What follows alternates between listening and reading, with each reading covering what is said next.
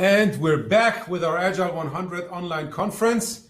After Gitte talking about psychological safety, Paris talking about strategy and testing business ideas, we're now hosting Tricia Broderick from Denver, Colorado, if I'm not mistaken. It's 6 a.m. where Tricia is. So thank you, Tricia, for waking up so early and make this possible. And she will talk about escaping drama and the returning to conflict. So Tricia, the stage is yours. You will let me know whenever you need any help. Go ahead. Perfect. Thanks. Hopefully my voice is working. It is rather early. And you know, if I wake up my whole family, awesome. We should all be awake together. So yes, let's get into, my name is Tricia Broderick. I'm an Agile coach and trainer with Agile for All. And I like conflict. I like conflict. I don't mind conflict. We think of conflict in this negative sense, but the reality is if we're going to say things in Agile like wisdom of the teams and collaboration and that diversity matters because we need to get different perspectives to find the best creative solutions, we should expect conflict. Conflict's not the problem. The problem is when that conflict turns into drama. And drama is not good. No one likes drama. Drama is when things are hitting you from every direction. You don't know where anything's coming. And so what I will often say is what I started realizing is that when I couldn't have conflict, it often turned into drama. So what we really want is more conflict, but less drama. And so let's talk about how we get there and what that means, okay? This is from Dr. Cartman, and it's based on how relationships work. And his studies isn't just in Agile or in workplaces, but across the board of just human interactions. And it turns out that there's often a couple roles that people play. There's that first persecutor role. And that this sounds often like somebody who's like, it's your fault. And they're very critical. They're kind of attacking somebody as they go. But the reality is there's some really good intent there. Typically that person, even though they might be delivering really poorly, they're trying to get something resolved. They want something fixed. Often it's for a client, often maybe even for themselves or for other team members. But their good intent actually is there, that they're trying to get something resolved, fixed. How they're going about it is very critical, very persecution-like, which means that there's often somebody who's out there playing, sometimes it's the same person, but often there's somebody that's playing the rescuer role. And this role sounds like, oh, poor you, we should help. Like, that's not really that fair. And they have good intent as well. They want to help. They don't want anybody experiencing bad things. They don't want themselves to experience bad things, but the problem is it's usually kind of sneaky. They don't want to draw attention, so they're kind of doing it under the covers. They're rescuing, but not upfront and transparently. And because there's a persecutor, and there's a rescuer, there's often a victim. And then this person is that one that's just like, this is not fair. I feel hopeless. Like, this is, why are they attacking me? Because they want to do a good job. There are very few people out there that are like, oh, no, I want to cause everybody to be miserable today. Yes, they exist. I know somebody went to each one of your heads, right? But the reality is very few. Even when situations, as Paris just said, I wrote it down because I also like the quote, you know, your baby's ugly, do it again. Like, that's a persecute. But the victim is like, no, not my baby, right? And so you're kind of coming into this thinking how we're approaching this. So let's take a scenario. I'm going to do the very thing I tell people never, ever, ever, ever do. And I'm sorry, but this is the format that we have in 2020. So we're going to make it work, okay? You're going to take a minute. I'm going to give you a minute. I'm actually going to time it so I know. Take a minute and read this scenario, made up scenario. And while you're reading it, think about who you think is the persecutor, the rescuer, and the victim.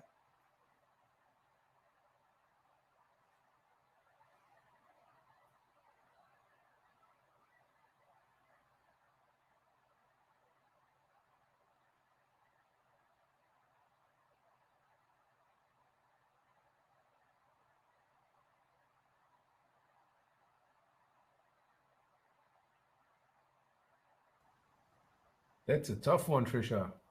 I know.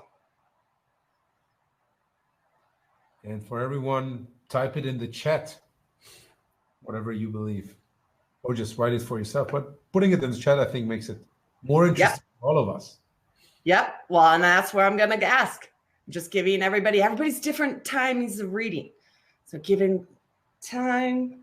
Okay. While they're reading, Tricia, there is this pop-up on your screen where you can hide it, I think. Oh, are you seeing that? Yeah, perfect. Oh, no, that was not good. That was not good. No, you hit everything. Now back to your that was, oh, there we go. How was that? Now it's gone. Yeah, that's good. Okay. All right, so we're getting the first ones. Someone is just asking. So who's the persecutor? Who do you think's the Ryan persecutor? is saying Zion is the victim. The victim is Zion. Okay. What else do we have? Who's the rescuer? Rescuer and persecutor. Any ideas? Someone saying Zion is the persecutor.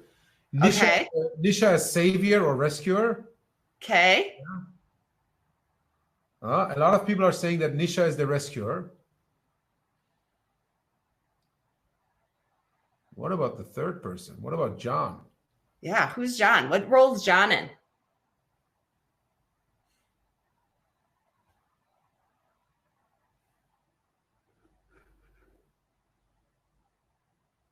Persecutor is John. Rescuer is Nisha. John is, someone is saying John is the rescuer, persecutor. Okay. So a lot of different opinions, Tricia. So let's explore this. Let's go back to here's our little diagram, the Karpman drama triangle. Okay. And overwhelmingly, probably the majority went with this combination. John is the persecutor, Nisha is the rescuer, and Zion is the victim. But it doesn't stay that way. The interesting thing that comes about is as this story unfolds, as conflicts not addressed, how does Nisha become the persecutor and John the victim? What happens in that story that makes Nisha become that persecutor is actually feeling like John going, you're not helping me.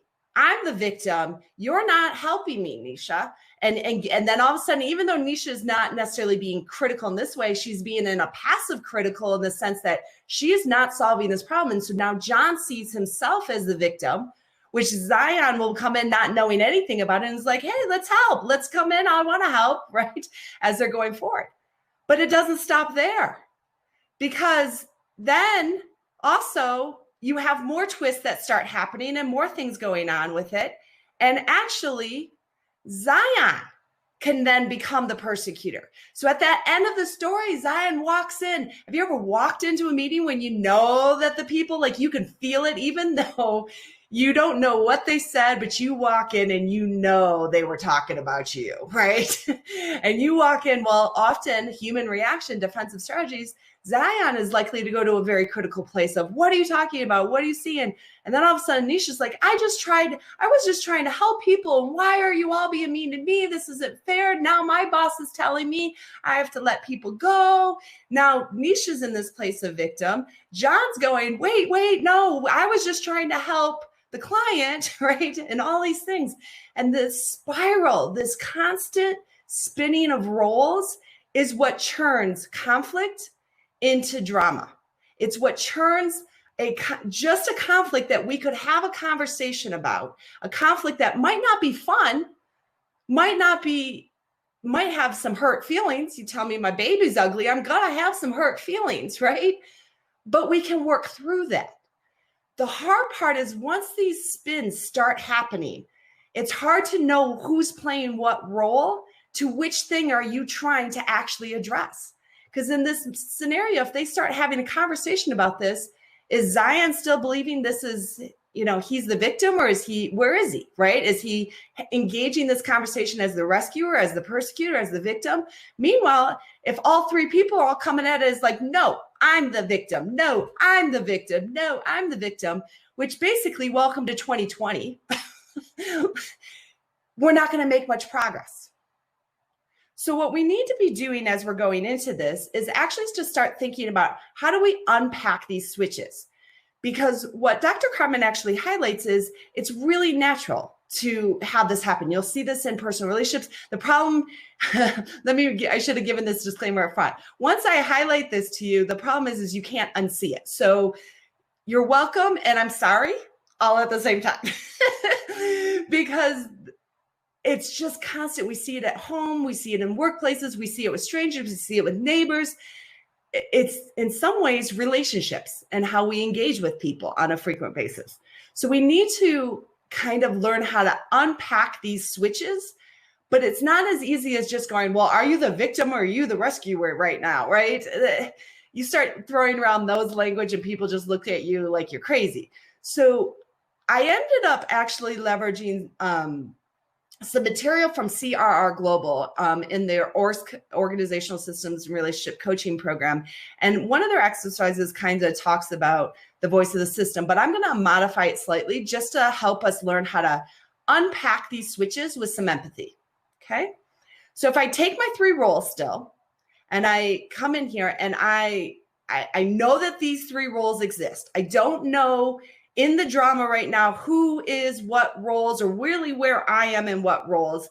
I have to just kind of take a step back and almost reflect and inspect on this for a second before I'm even engaging in any of the conversations and trying to bring that drama back to conflict. I need to take a step back and just kind of put myself in somebody's shoes for a minute. Okay. So if I come down here and I say, if I'm in this victim role, what's my goal here? How do I feel? Why am I feeling this? And then I stand here because in a lot of cases, when you're entering drama, you feel like you're the victim, right? Like, rarely does anybody ever like, yes, I'm the one causing some of the problems, right? We always kind of get to this place when we feel that hopelessness, we feel that difficultiness. And so we come into this as I'm the victim. And so I say, start there. You feel the victim right now. What was your goal? What was the good thing you were trying to do? Because yes, impact matters more than intent. And we have to understand that.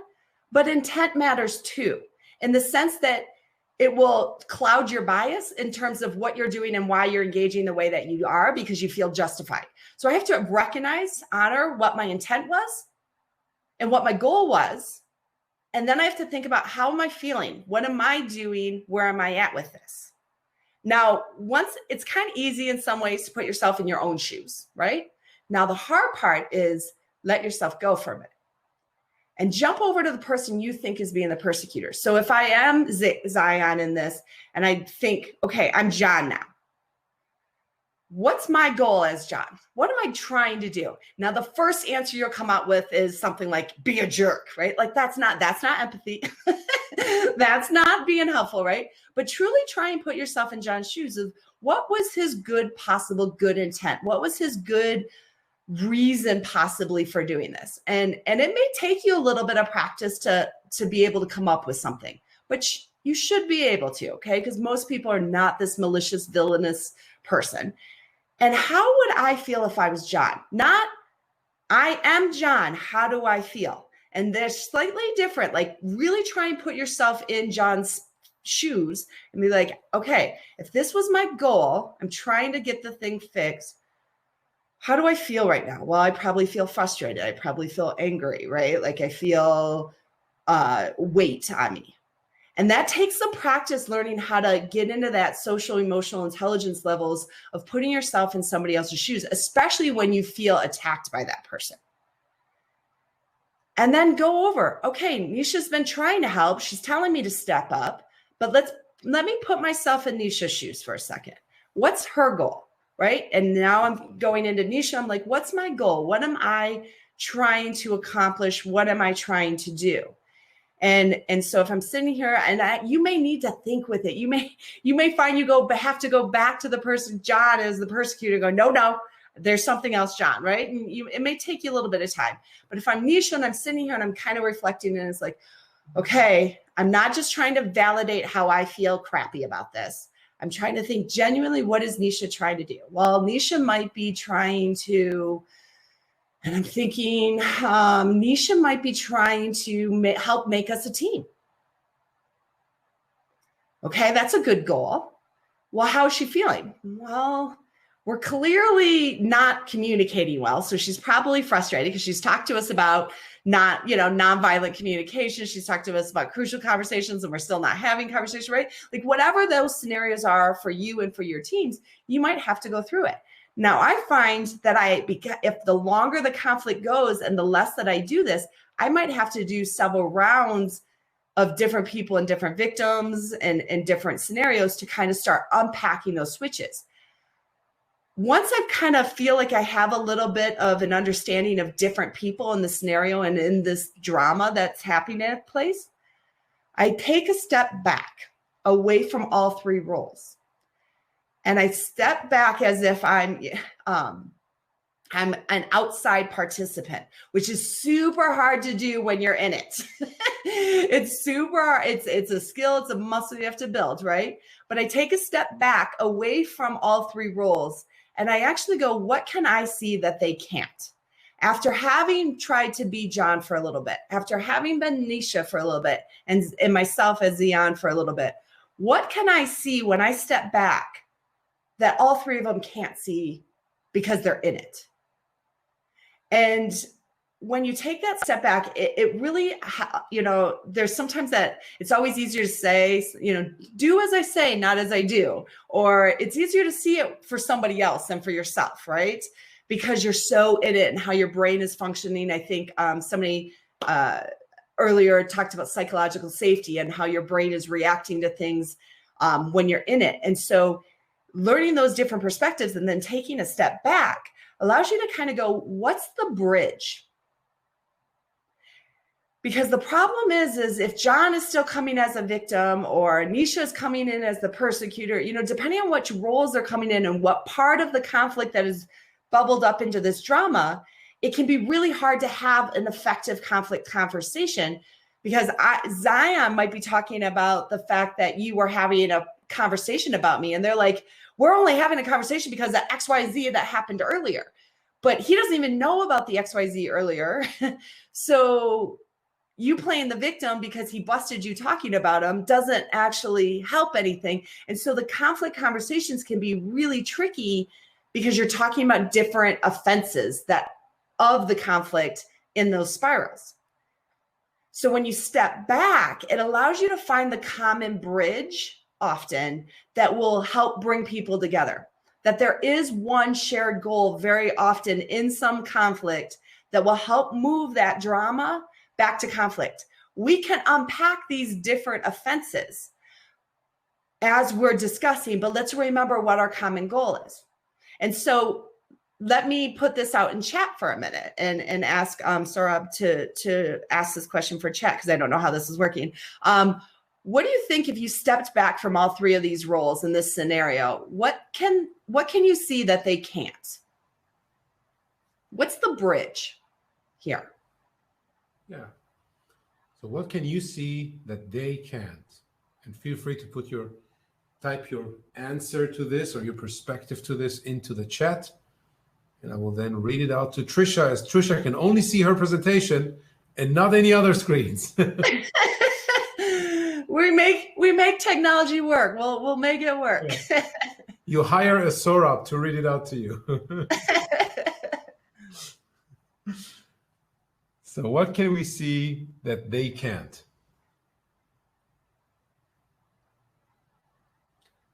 While they're thinking and writing it, it's really difficult to put yourself out of those situations. So hard. Yeah, and that's part, when we talk about leadership, I'm sure you do the same. It's all about having that self-awareness and that situational awareness and being able to basically move out and see the situation from a different angle and then try to find the right thing. Now, Vincent wrote the first answer. John is not aware of Zion's situation, or they don't see their shared interest, coming from Marek. Ryan says they all share good intent, and maybe they don't see that they're all sharing good intent. And so there's already a few things in there. There's always the story talked about helping each other, but that's not clear to all. Yeah. Yeah, that's the fascinating thing is there's always a bridge.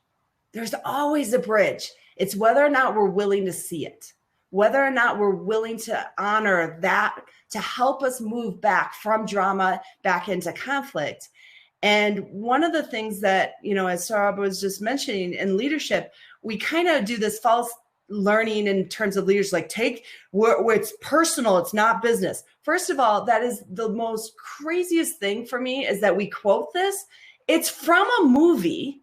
And two, it's from the movie Godfather. Why are we quoting a Godfather quote in business? Like it's not really a good thing. And so this is actually not saying take emotion out of it, step back, be logical. No, I'm actually saying double down, understand the emotional intelligence of what is happening in your teams as a leader, because that's where you're going to find the bridge. That's where you're going to find what might bring this drama back to a conflict that you can move forward with and keep it as conflicts as you move forward. And that's really the power in this is can you put and develop that empathy for each of these different roles and then step back and go, what is the bridge? What is the thing that could pull them back together? Because this conflict conversation is going to be hard and we have to have some bigger shared overall bridge, common goal, alignment that makes us want to invest, want to dig through and unpack these switches that have been happening and be willing to unpack enough of the switches. Sometimes we just do one and we're like, we're good. And then I don't know about you, I have literally thought, oh, we're good. We dealt with our conflict when I didn't realize that there were several conflicts that we really needed to deal with. And without that bridge, it gets really easy to only focus on one. And then suddenly, without even knowing it, you're right back into a really hostile environment. You're like, that wasn't a big deal. Why are we here? It's because you've got to unpack all of them. And that only can happen from empathy and really putting yourself in different situations and then stepping back and going, what can I see that they may not? You may be wrong, but you'll start coming at this scenario and a much more open to discussion and curious place. And then that's part of what breaking and escaping the drama triangle is about, compassion. And so I believe that we opened it up for questions. And as we go forward with this of stopping the drama cycle, because nobody enjoys it, nobody wants it. Conflict good, drama bad. So I'm gonna stop sharing this so I can actually see the screen. Okay. How do I stop sharing? Okay. Did I stop sharing? No, you're still sharing. There. Now you stopped sharing. Okay, perfect. That's good. And now I can see. Now you can see me, yeah. Now, I think the people were so into the story that you were telling and thinking about the different characters in there. We don't have any questions yet in the chat, but I have a few questions for you. Okay, that's right. And while I'm asking questions, people can also put their questions into the chat. Now, and you mentioned it's important to basically see what others are not seeing. I have two questions. The first one is, if you are part of that triangle, if you are in that situation, it's super difficult to get out. Do you have any tips and tricks on how to put yourself or pull yourself out of that? That's the first one. The second one is, once you see what the others are not seeing, how do you bring it into the conversation? Right? Because it's not only about seeing it, it's also like using that in order to move forward. So those two questions I'll start with. Perfect. So the first one, I actually say sometimes get help, especially early on as you're learning. Find a coach, find a friend that will just kind of let you talk through it. Because and if they're not trained on this or in those things, like basically I told a friend once, I'll share it. I'll own this, right? And I told a friend once, I'm like, okay, I have to unpack this. I have to look at this, but I'm really, really upset. I'm really, really, like hurt and angry. And so every time I say something mean, point at me. Like point at me, like, cause I'm really, and I did, I said horrible, mean things and they point at me. I'm like, okay, stop. Like if I'm truly this person, cause in Agile, we can't I genuinely believe people are doing the best that they can, right? Like that people do the best that they know in the moment with those things. And so if I genuinely believe that, I have to genuinely apply it even in situations where I'm present or in it. And so having somebody where you're having to say it out loud to somebody else, they can sometimes hear it even when you're like, no, I wasn't mean. And they're like, yes, you were. And be kind of your honesty gauge a little bit of where you are. A coach just in general that can help you just keep asking questions to help you unlock it is really beneficial. I use a coach often when I'm like, okay, I got to just walk me through this exercise, and especially one that is ORS trained to help me with this. So after a little bit though, it is actually surprising how much better and faster and able you are to do it on your own as you keep going though. Now, the worse the egregious the moment or the worse the conflict, the more I say, get somebody to help you with it. But now for little smaller ones, I'm like, okay, breathe, Tricia, breathe. You're just reacting. Your psychological safety is threatened right now. How do we, right? And I'm able to kind of talk myself through it. But definitely get help. Have somebody walk through it with you. I can absolutely second this. But it's always difficult when you're in those conversations. So what I've tried to do myself is when I'm like too heated up, just end the conversation. Either have a conversation with my coach later or just breathe and come back, try to look at the different perspectives and then get back into a conversation. It's not always possible, but I think it's something that's worth exploring. Now, to the second question, Tricia, what do you say? How do you bring that back into the conversation? So when you do this type of an exercise, you're not actually deciding who's right or who's wrong. Notice that I never said who was actually in the right or who was actually in the wrong, who needs an apology, who doesn't, right? That is so dependent on the situation that this exercise isn't about justifying. This exercise isn't about validating your hurt or anything along those lines. It's about giving you and engaging some curiosity. We're all problem solvers, right? I mean, a lot of us are in the roles that we are, especially as leaders, because we're problem solvers. And this exercise actually turns your drama into like this problem of like, now I'm kind of curious what his goal really was. Well, am I right? Was this his goal? Was this not his goal? And it's become something that I want to solve. It becomes something that I want to engage with. And the minute that I have that desire, how I approach is actually different. Even if I'm still hurt, right? I'm still approaching from this place of wanting a good outcome versus wanting an apology, right? And those are two different ways that you're coming into a conversation that make the conversation a lot less violent, a lot healthier in many aspects, because chances are you're willing to own something because you realized and saw something that, okay, I know I felt attacked, but I'm owning that we do have this bridge and that we probably all have really good intent with it. It still didn't feel great on how you approached me, and I can still have that conversation, but I'm showing up not just becoming the new persecutor. I'm showing up truly in this collaborative, let's discuss this because I want it to be better. And as a result of that, now, whether you use a fierce conversation model, you use crucial conversation model, you can use different conversation models to actually having that discussion, but what mindset you're in as you're approaching that conversation really has a huge impact on how that conflict resolution goes. Yeah. And I think that the most important part is if we look at the drama triangle, it's not about moving from one role to the other. It's moving out of those roles completely. Completely, right? But honoring that they happen and exactly. Realizing that they happen. And that doesn't make anybody this horrible person. It means you had a bad moment, and how can we learn? How can we grow? How can we develop? Because that's part of that, like being parts of teams and being parts of relationships, is that this is going to happen. And our trick isn't trying to pretend it never happens. Our trick is building the empathy so that we can get out of these roles and we can get out of the switches that happen. Yeah, absolutely. Absolutely. Now, in the meantime, we have a lot of questions. Now, we start with a question coming from him. He is asking, he had a colleague telling him a few years ago that he didn't understand the value of empathy. need that really, do we? In IT, that is called it. I know he was trying to get under my skin. It was half jokingly, but it seems to be somewhat mainstream in companies. And Arthur is adding to that question, don't you think that empathy doesn't work in business? So there's two different perspectives here, one from, I think, one from Arthur. What is your perspective, Tricia?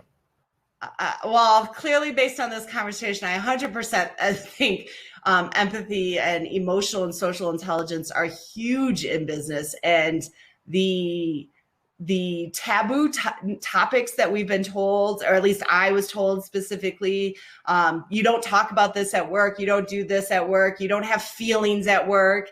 No, I'm a human being. And if you want my best creativity, if you want people's best innovation, you want people's best selves showing up, we need to treat people as whole human beings. And what that means and how that plays in, and having an understanding and being willing to understand a person's perspective doesn't mean you have to agree. It doesn't mean you have to accept or change, right? Like every single thing. It means respecting that we all have different experiences, that we all bring that valuable knowledge to the plate, and we all come at things in different ways. Some of that's cultural, some of that's, some of that's just personality, some of that's just who we are, right?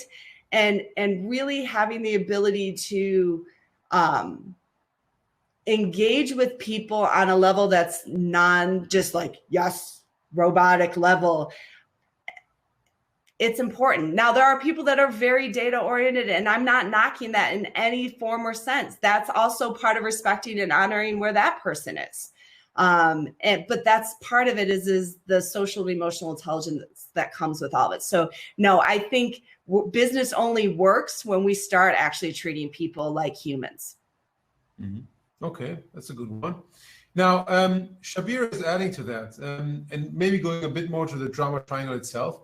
He's asking, how does a person reduce his or her bias from interfering in a conflict resolution? And one topic that you already mentioned is like have someone to talk to about all of these things. Are there other tips and tricks that you have? Yeah. So bias is a tricky thing, and I am not an expert in bias by any means. I'm still learning. I'm still growing. So as I go, I do know that most bias is completely unconscious. So the hard part is how do you reduce it and how do you avoid it?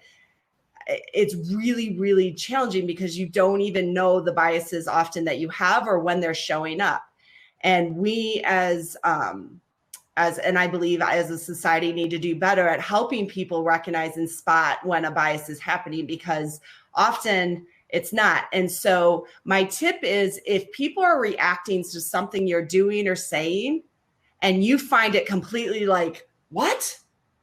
Chances are there's a bias there somewhere. and chances are there's something coming out that you don't even realize is coming out. You may not have any intent, but the impact is still there. And someone's giving you an offer. Someone's giving you a gift of highlighting that there's something happening that you're making an assumption about, you have a bias about, you're implying something that you may or may not even be intending to.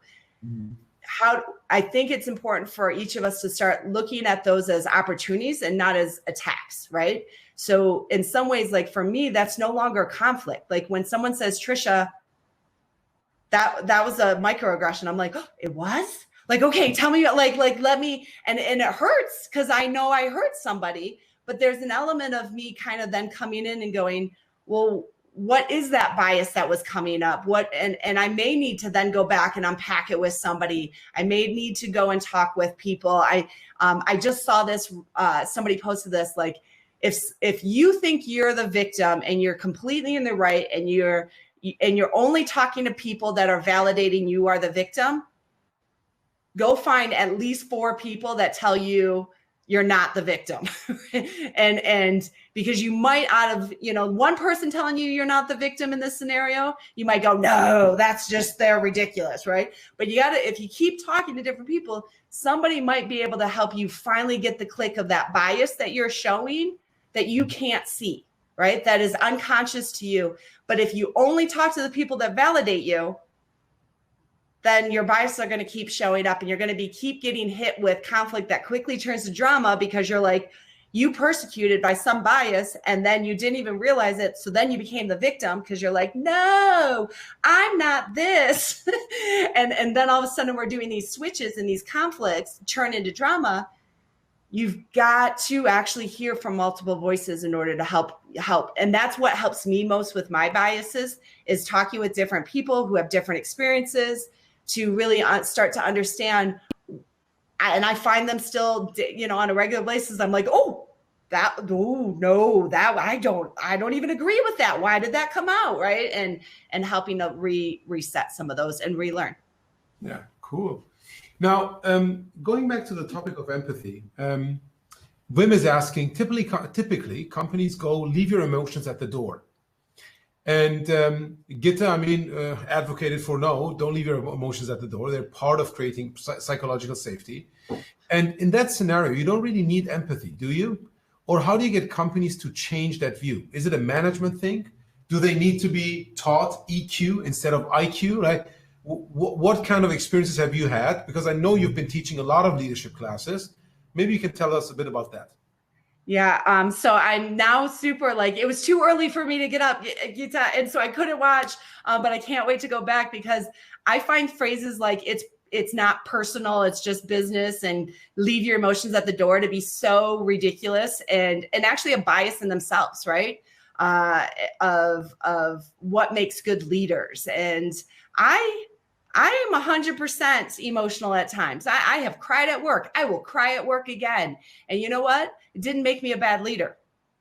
And there's dynamics that we have created that were based on truly, well, let me say this. I think in a lot of ways, a lot of leadership principles and concepts were based on efficiency of task-based work management. You do this part, you do this part. I'm just commanding and controlling. You don't need to really collaborate. You don't need to talk. I just need to organize and make sure things are happening. In a task-based industrial world, that worked. I would argue that some cases it didn't work as well as people claim it worked, but for the most part, I can see why that came about. But once we're into knowledge work, where we have to discover value, where we're creating things, where we're innovating things, we need our full brains engaged. And for the psychological safety to be there, for these things, trying to pretend like we can counter how our brains work by just forcing it. Have you ever tried to tell somebody who's freaking out to calm down? Never in the history of telling somebody who's freaking out to calm down have they calmed down. It doesn't work, right? And yet we keep trying to do that because then it's fair, it's logical. Sometimes the best innovation, sometimes the best engagement is illogical, is passionate, is emotion, is inspiring on those regards. And we're leaving a lot of that at the door, and then wondering why we're not getting the results that we want, why our customers aren't thrilled as we want, because we're leaving all this power, all this creativity, all this dynamic and at the door for what? Because we don't know how to actually have conflict with each other. That's crazy. I once got assigned to a team as a leader, and they're like, you're going to love this team. And I'm like, why? They're like, they never have conflict ever. Turns out because they never spoke to each other. That's not a team. That's not healthy, right? I have conflict all the time because it's healthy. And it's good to have those discussions because I learn things, they learn things. It's when it turns to drama that it's bad. But the answer to avoiding drama isn't no emotion, no feeling, be a robot. That's ridiculous. It is, how do we better gain skills to better address conflicts as they happen so that these switches don't happen and we bubble up into drama? Yeah. No, I think this is really good. It's not about not having conflict. It's about figuring out how to have healthy conflict. Yes. Right? Yes. It's not about not eating food. It's about figuring out how to eat healthy food. And it applies to every aspect in life. And conflict, be it in a marriage, be it with your kids, be it at work, with your parents, conflict is really, really good. And at work, that tension, different perspectives come together, that really helps. And there's this. Yeah, otherwise you're in groupthink. We all say we know that groupthink is bad, and yet we want it because we've been told conflict's bad. We've been told bringing emotion to work is bad. We've been told, and then honestly, like this might be a little bit of my soapbox, right? But in some ways, like I find as a female who's an incredibly passionate person, every time I'm told that, like, oh, Tricia, you're too emotional. It's like, yeah. And the guy that was willing to quit a minute ago, I was able to engage with him enough on a personal level. Not that I'm his therapist, not that I'm right. Like I'm not qualified for those things, but it's by being a human that actually makes someone feel like I belong here. I can engage. It's safe for me to engage here. And we just discount how important that is and then act like, well, just, you know, or my favorite, man up. And I'm like, no. And what that means. And so, yeah, I think there's so many misnomers about how we handle conflict and how we are as leaders. That is what adds to drama, because trying to avoid conflict will get you drama. You can't actually, well, if we just don't have feelings and we just leave them at the door and we just only deal with the stuff, then we won't have conflict. Yeah. How's that working out for you? Yeah. Not so good. And then right. Like it's not like it just comes up in worse ways. Yeah. So Wim, who had asked the question, wrote in the chat. I don't know whether you don't see me, but I'm constantly nodding affirmatively. So now, one thing before we move to the next question. You mentioned that in a task-based industry, this might have worked. Recently, I read a very interesting book. It's called The Enlightened Capitalist. I forgot who the author is, but he went back 250, 300 years ago, and he looked at examples of organizations that embraced what we today refer to as Agile values, and he looked at what kind of organizations did that and whether they were successful. And it turns out that throughout history, we always had people that tried to do things differently than the mainstream. And in many cases, they were very successful. They had higher revenues, higher margins, etc. But then greedy investors came in. They were like, "Oh, your plant is doing so well, and you're giving so many benefits to your employees. Now, if we take out those benefits, we will have a higher margin." And after 3 to 4 years, they're back to what like other organizations were, with much less revenue, much lower margins. And it's really interesting when you get through that book that it's not really that the situation has changed and now we need to embrace humanity, right? And being human and being empathetic, but those things have always worked, but we didn't manage to keep it. And I think today it becomes even more relevant because, as you mentioned, if you're not your whole self, if you're not there with your brain, you can't be as creative. And in the creative economy, this might be even more important. So building the bridge now, you talked about and leaders don't know how to deal with conflict, etc. Now Scott is asking. Hold on a second. You got to say it again because you froze on me for a minute. Okay, so moving to Scott's question, he's asking, do you think some of these default behaviors of not being able to deal with conflicts stem from our childhood and how we teach children to resolve conflict or disagreements in kindergarten, in school, at home, all of those areas? What do you think, Tricia? So I'm not trained in this, but I'm willing to guess and feel pretty confident about it. Probably. In a lot of ways, I know even for myself, I learn about Carol Dweck with the mindset, and I'll still do it with my kids. I teach this concept and my kid will come home with an A and I'm like, you're so, and I want to say smart. And I'm like, smartly working hard. It just so comes out as such part of the the habit of our language that I forget to really recognize the effort, not just natural ability or things along those lines. And so I have no doubt that how we demonstrate conflict to children impact how children deal with conflict. I think there is still I look at my siblings, right? And how we all handle conflict is very different. So there is still some level of what you get exposed to, what you educate on, what you experience, your personality. I've never really been one that's shied away from conflict. In fact, I have more conflict when I can't have conflict. Like it will tear me up when I can't just have a conversation. And sometimes as a leader, we're put in positions where we can't have the conversation. HR requires it or things like this. And that actually is the hardest for me, is when I can't have a conflict. But I've worked with a lot of leaders that are like, I don't want to have conflict. I want to avoid it at all costs. And the problem for me is I don't believe you can be an effective leader if you avoid conflict, because you're not encouraging healthy conflict, and you're not setting a role model example of how to engage in conflict resolution, which means the chances of you having more drama is going to increase.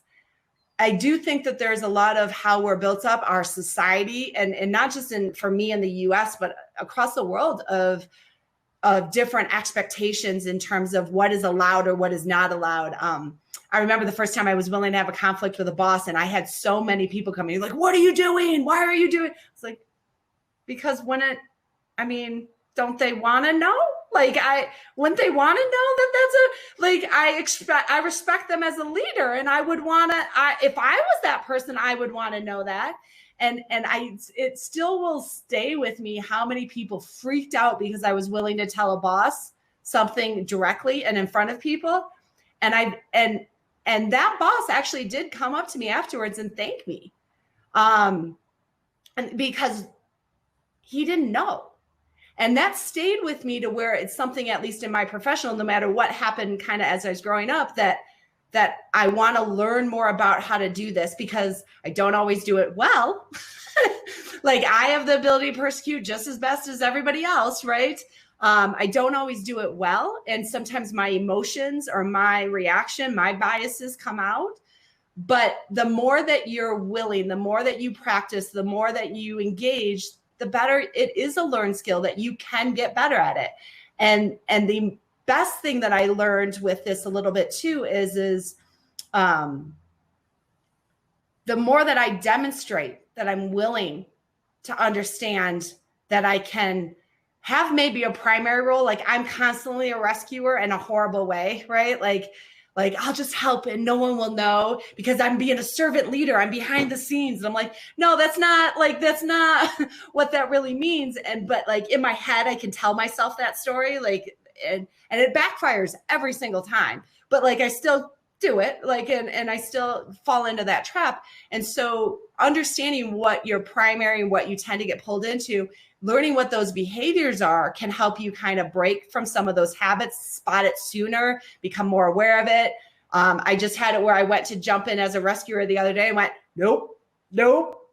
How do I help coach? How do I make this more transparent so that I can help people address the conflict, but I do not need to be a savior coming in. And so that's the dynamic. Is it is a learned skill, but it does take some time. But no, I was conditioned that you shouldn't talk about certain things. I was conditioned that you shouldn't bring up conflict. If you have conflict, you're bad, right? And the good part for me was I always embraced being bad. So it ended up working for me. Oh, now, it doesn't mean that we just go out and yell at people, but right. We need to find good ways of having conflict. Tricia, 100%. We're reaching the end of our time box. Thank you so much. Waking up early, presenting this topic to us, and engaging in the conversation, answering a lot of those questions. We'd love to see you stick around, but I know you have a lot of other things to do.